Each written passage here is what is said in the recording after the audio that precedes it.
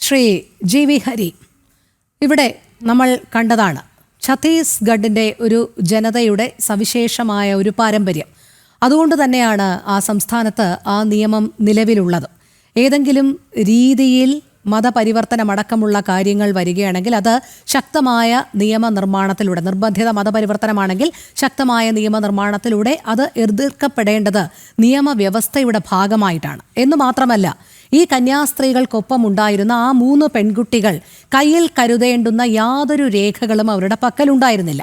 ഒരു സംസ്ഥാനത്ത് നിന്ന് മറ്റൊരിടത്തേക്ക് പോകുകയാണെങ്കിൽ അവിടെയുള്ള പോർട്ടലിൽ രജിസ്റ്റർ ചെയ്തിരിക്കണമെന്നുള്ളത് നിർബന്ധമാണ്. അതും ചെയ്യുകയുണ്ടായില്ല. അപ്പോൾ അതിൻ്റെ അടിസ്ഥാനത്തിലാണ് കന്യാസ്ത്രീകൾ അറസ്റ്റിലാകുന്നതും തുടർന്ന് വകുപ്പുകൾ അടക്കം FIR രജിസ്റ്റർ ചെയ്ത് കേസാകുന്നതും. ഇതിനെ കോൺഗ്രസ് എന്തുകൊണ്ടാണ് ഇത്രയധികം എതിർക്കുന്നത്? കാരണം അവിടെ നിർബന്ധിത മതപരിവർത്തനം നടത്താൻ പാടില്ല എന്നുള്ളത് കോൺഗ്രസിൻ്റെ തന്നെ ഒരു ആപ്തവാക്യമാണ്, അല്ലെങ്കിൽ അവർ തന്നെ പലപ്പോഴായി പല സംസ്ഥാനങ്ങളിലായി കൊണ്ടുവന്ന ഒരു നിയമം തന്നെയാണ്. അവിടുത്തെ PCC അധ്യക്ഷൻ പോലും ഇതിനെതിരെ ഒന്നും പറഞ്ഞിട്ടില്ല. പിന്നെ എന്തുകൊണ്ടാണ് കേരളത്തിലെ കോൺഗ്രസ് നേതാക്കൾ ഇത്രയധികം ബഹളം വെച്ചുകൊണ്ട് ഈ വിഷയത്തെ കൈകാര്യം ചെയ്തത്? ഒരുപക്ഷെ ഇതൊരു സാമുദായിക വിഷയമാക്കി ചിത്രീകരിച്ചുകൊണ്ട് പിന്നീട് അങ്ങോട്ട് ഓരോ ദിവസങ്ങളിലും രാഷ്ട്രീയ മുതലെടുപ്പിന് മാത്രം ശ്രമിച്ചുകൊണ്ട് മുന്നോട്ട് പോകുകയും അവരുടെ ബന്ധുക്കളെ അടക്കം കണ്ട് തങ്ങളാണ് നിങ്ങളുടെ രക്ഷകർ എന്ന് വരുത്തി തീർക്കുകയും ജയിലിന് മുന്നിൽ ഇന്ന് ലഡ്ഡു വിതരണം അടക്കമുള്ള കാര്യങ്ങൾ നടത്തിക്കൊണ്ടുവരികയും ചെയ്തത് എന്തിനായിരുന്നു? കോൺഗ്രസിന്റെ യഥാർത്ഥ ലക്ഷ്യം എന്താണ്? അല്ലെങ്കിൽ കോൺഗ്രസ് ഈ കന്യാസ്ത്രീകളുടെ വിഷയത്തിലടക്കം പറഞ്ഞു വെക്കുന്നത് എന്താണ്? രോഹിണി, ഇതിനകത്ത് 3 കാര്യങ്ങൾ വളരെ സ്പെസിഫിക്കായി പറയാൻ ഞാൻ ആഗ്രഹിക്കുകയാണ്. ഒന്ന്, നമ്മളൊരു പോസ്റ്റ് ട്രൂത്ത് ഇറയിലാണ് ജീവിക്കുന്നത്. അതായത് സത്യാനന്തര കാലഘട്ടം എന്ന് നോക്കുകയാണെങ്കിൽ മലയാളത്തിൽ വിവർത്തനം ചെയ്യാം. ഇവിടെ ഇപ്പോൾ ഈ നമ്മുടെ ജനം TV-യുടെ ചർച്ച ആരംഭിക്കുന്നതിന് മുമ്പ് ഇവിടെ ചില സഭാ നേതാക്കന്മാരുടെ അഭിപ്രായങ്ങൾ, അവരുടെ ഒരു പ്രതികരണങ്ങൾ ഇവിടെ കാണിച്ചു. അതിനോടൊപ്പം സിസ്റ്ററുടെ സഹോദരൻ്റെ പ്രതികരണം ഇവിടെ കാണിച്ചു. പക്ഷേ ആ സഹോദരൻ്റെ പ്രതികരണം പൂർണ്ണമായിട്ടല്ല കാണിച്ചത്, വേണ്ടത് മാത്രം എടുത്ത് കാണിക്കുക മാത്രമാണ് അവിടെ ചെയ്തിട്ടുള്ളത്. ഇത് തന്നെയാണ് നമ്മുടെ സമൂഹത്തിനകത്ത് മുഴുവൻ ഇപ്പോൾ സംഭവിച്ചുകൊണ്ടിരിക്കുന്നത്. ഇതിനകത്ത് നമ്മൾ എന്താ കാണേണ്ട ഒരു പ്രധാനപ്പെട്ട കാര്യം, എന്താണ് യഥാർത്ഥത്തിലുള്ളത്? പ്രശ്നം എന്താണ്? നമ്മളെല്ലാവരും കണ്ടു, ഒരു കൂട്ടം ബജറംഗ് ദളിൻ്റെ പ്രവർത്തകർ എന്ന് അവകാശപ്പെടുന്ന കുറച്ചാളുകൾ റെയിൽവേ സ്റ്റേഷനിൽ വെച്ച് കന്യാസ്ത്രീ വേഷം ധരിച്ചിരിക്കുന്ന, അല്ലെങ്കിൽ കന്യാസ്ത്രീകളാണ്, വേറെ ആരുമല്ല, കന്യാസ്ത്രീകളാണ്. എന്താണ് അവർ ചെയ്യുന്ന പ്രവൃത്തി എന്നുള്ളത് എല്ലാ ആളുകൾക്കും അറിയാം, പ്രത്യേകിച്ച് പറഞ്ഞു കൊടുക്കേണ്ട കാര്യമൊന്നുമില്ല. അവരെത്തരത്തിലാണ് അവരുടെ പ്രവർത്തനങ്ങൾ. ഈ രാജ്യത്ത് എത്രയോ വിദ്യാഭ്യാസപരമായ കാര്യങ്ങളിൽ എത്രയോ സ്കൂളുകൾ, കോളേജുകൾ, അതോടൊപ്പം നിർധരരായിട്ടുള്ള ആളുകൾക്ക് സഹായം എത്തിച്ചു കൊടുക്കാൻ നടത്തുന്ന അവരുടെ പ്രവർത്തനങ്ങളൊക്കെ തന്നെ നമുക്കൊക്കെ പരിചിതമായിട്ടുള്ള ഒരു കാര്യമാണ്. താങ്കളിവിടെ സൂചിപ്പിച്ചു, ഇവിടെ നിയമപരമല്ലാത്ത ചില പ്രവർത്തനങ്ങളാണ് ഈ കാരണങ്ങളിലേക്ക് പോയിട്ടുള്ളതാണ്. ഞാൻ ചോദിക്കട്ടെ, എന്ത് നിയമവിരുദ്ധമായ പ്രവർത്തനമാണ് അവർ ചെയ്തത്? അതായത് പ്രായപൂർത്തിയായ 3 പെൺകുട്ടികളെ സഹായിക്കാൻ ശ്രമിച്ചതോ?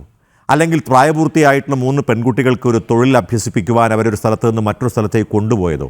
എവിടെയാണ് ഇതിനകത്ത് നിങ്ങൾ ഈ പറയുന്ന മതപരിവർത്തനം നടത്തിയിട്ടുള്ളത്? അവർ തന്നെ ഇപ്പോഴത്തെ എൻ്റെ കയ്യിലിരിക്കുന്ന ബെയിൽ കൊടുത്തിട്ടുള്ള NIA കോടതി പറഞ്ഞിരിക്കുന്നത് ഈ 3 പേരും പ്രായപൂർത്തിയായിട്ടുള്ള ആളുകളെന്നുള്ളതാണ്. ഞങ്ങളിവിടെ സംരക്ഷിക്കാൻ ശ്രമിച്ചിട്ടുള്ളത് കന്യാസ്ത്രീകൾ എന്ന വിഷയത്തിൽ മാത്രമല്ല, സഭയുടെ കാര്യത്തിൽ മാത്രമല്ല, ഞങ്ങൾ സംരക്ഷിക്കാൻ ശ്രമിച്ചിട്ടുള്ളത് ഈ രാജ്യത്തിൻ്റെ ഭരണഘടനയ്ക്ക് വിരുദ്ധമായ പ്രവർത്തനങ്ങൾ ഒരു കൂട്ടം ആളുകൾ ഒരു എന്താ പറയുക, നിയമപരമായി കൈയാളുന്ന, അല്ലെങ്കിൽ നിയമം കയ്യിലെടുത്ത് പ്രവർത്തിക്കുന്ന ചില ആളുകൾ ചെയ്ത പ്രവർത്തനത്തെ ജനങ്ങളുടെ മുമ്പിൽ തുറന്നു കാട്ടാൻ ഞങ്ങൾ ശ്രമിച്ചിട്ടുണ്ട്. മാധ്യമങ്ങൾ വളരെ കൃത്യമായിട്ട് ചെയ്തു.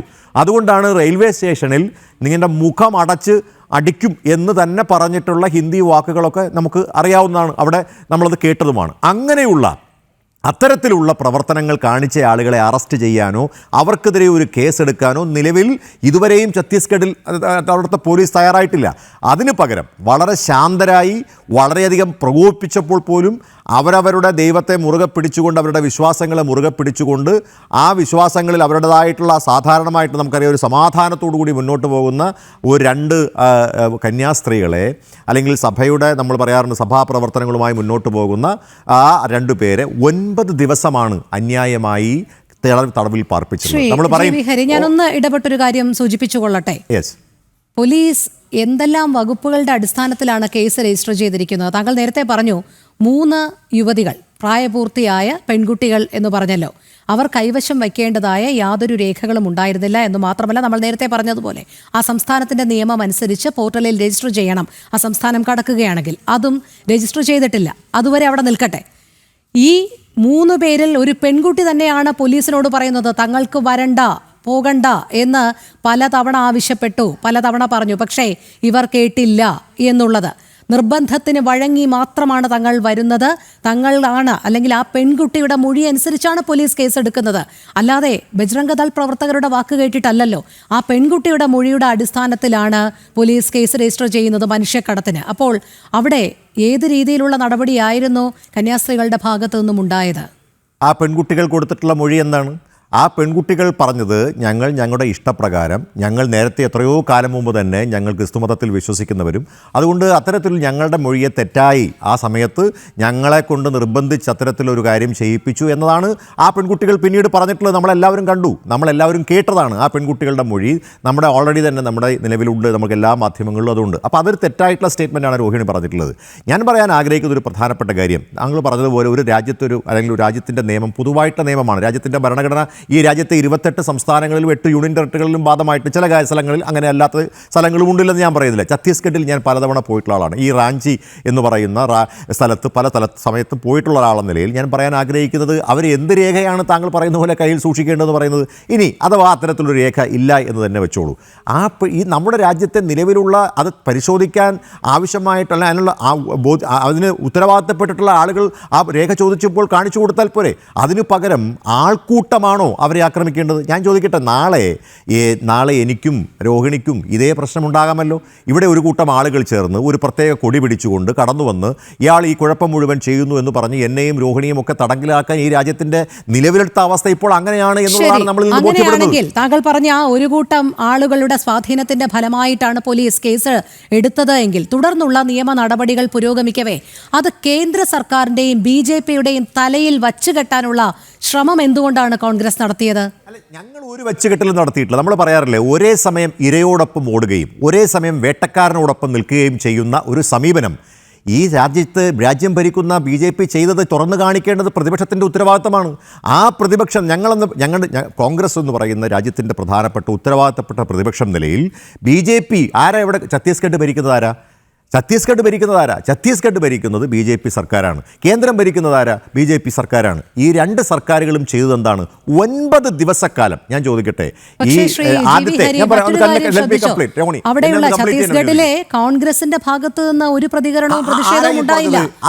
അതാണ് ഞാൻ പറഞ്ഞത്. അതും ഈ പോസ്റ്റ് ട്രൂത്ത് റയിലുള്ള കാര്യമാണ്. അവിടുത്തെ DCCയുടെ പ്രസിഡന്റ് ദീപക്, അദ്ദേഹത്തെ സംബന്ധിച്ചിടത്തോളം അദ്ദേഹം പ്രസ്താവന കൊടുത്തിട്ടുണ്ട്. കേന്ദ്രത്തിൻ്റെ നമുക്കറിയാവുന്ന പോലെ പ്രതിപക്ഷ നേതാവ് ശ്രീ രാഹുൽ ഗാന്ധി, അതോടൊപ്പം തന്നെ പ്രിയങ്ക ഗാന്ധി. ഞാൻ ചോദിക്കട്ടെ, ഇവരൊന്നും കോൺഗ്രസിൻ്റെ ആളുകളല്ലേ?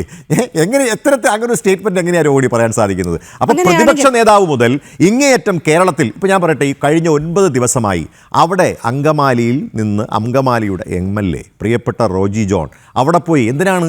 അദ്ദേഹത്തിൻ്റെ കോൺസ്റ്റിറ്റ്യുവൻസിയിൽ ഉള്ള ആളുകളാണ് ഇവർ, മലയാളികളാണ്. ഈ 2 സ്ത്രീകളും, 2 കന്യാസ്ത്രീകളും മലയാളികളായിട്ടുള്ള ആളുകളാണ്. അതോടൊപ്പം നമുക്കറിയാവുന്നതുപോലെ പ്രിയപ്പെട്ട ശ്രീ KC വേണുഗോപാൽ, അദ്ദേഹം സഭയിൽ ഇതുമായി ബന്ധപ്പെട്ട് ലോക്സഭയിൽ അദ്ദേഹം നടത്തിയിട്ടുള്ള പ്രതികരണങ്ങൾ നമ്മളെല്ലാവരും TV-യിലൂടെ കണ്ടതാണ്. അദ്ദേഹത്തിൻ്റെ പ്രസ്താവനകൾ നമ്മൾ കണ്ടിട്ടുള്ളതാണ്. അപ്പോൾ കേരളത്തിലെ മാത്രമല്ല, ഛത്തീസ്ഗഡിലെ മാത്രമല്ല, ഇന്ത്യയിലെ മുഴുവൻ കോൺഗ്രസിൻ്റെ നേതാക്കന്മാരും ഈ കാര്യത്തിൽ ഒറ്റക്കെട്ടായി നിന്നു. അത് സഭയ്ക്ക് വേണ്ടി മാത്രമല്ല, അത് അങ്ങനെ നിങ്ങൾ ചിത്രീകരിക്കരുത്. സഭയ്ക്ക് വേണ്ടി മാത്രമല്ല, ആ കന്യാസ്ത്രീകൾക്ക് മാത്രമല്ല, നമ്മുടെ രാജ്യത്തിൻ്റെ ഭരണഘടനയെ ഇല്ലാതാക്കുന്ന തരത്തിൽ ആൾക്കൂട്ടങ്ങൾ നിയമത്തെ കൈയെടുക്കുന്ന ഒരു സമീപനത്തെ ഒരു തരത്തിലും നമുക്ക് അംഗീകരിച്ചു കൊടുക്കാൻ കഴിയും. ശരി, അങ്ങനെയാണെങ്കിൽ ഒരു ചോദ്യം. ഇവിടെ ഒറ്റക്കെട്ടായി നിന്നു എന്ന് പറയുമ്പോൾ കേന്ദ്ര സർക്കാരിൻ്റെയും BJPയുടെയും പങ്ക്, അവർ എത്ര കൃത്യമായാണ് ഈ വിഷയത്തിൽ ഇടപെട്ടത്? എന്തുകൊണ്ടാണ് അത് ബോധപൂർവം മറച്ചുവെക്കുന്നത്?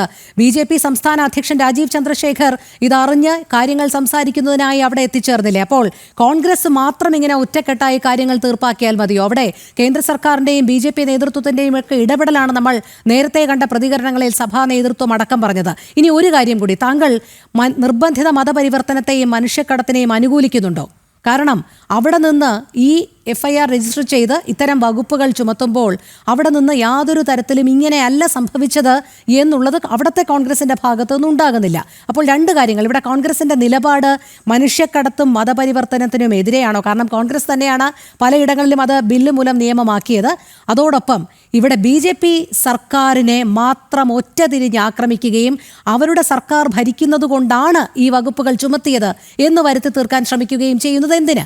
ഒറ്റക്കെട്ടായി ഒരു കേസിനെ നോക്കുന്നുവെങ്കിൽ അത് ഇടപെടലിലൂടെ, കേന്ദ്ര സർക്കാരിൻ്റെ കൂടെ ഇടപെടലുകളിലൂടെ അവർക്ക് മോചനം കിട്ടി, അല്ലെങ്കിൽ അവർക്ക് ബെയിൽ ജാമ്യം അനുവദിച്ചു കിട്ടി എന്ന് പറയുന്നതല്ലേ അഭികാമ്യം? ഇല്ല, അതിനകത്തുള്ളൊരു പ്രധാനപ്പെട്ട പ്രശ്നം എന്താ? ഹ്യൂമൻ ട്രാഫിക്കിനെ കുറിച്ചും താങ്കൾ എന്നോട് ചോദിച്ച ഡയറക്റ്റ് ക്വസ്റ്റ്യൻ, അതിൻ്റെ ഉത്തരം നേരിട്ട് തന്നെ ഞാൻ പറയാം.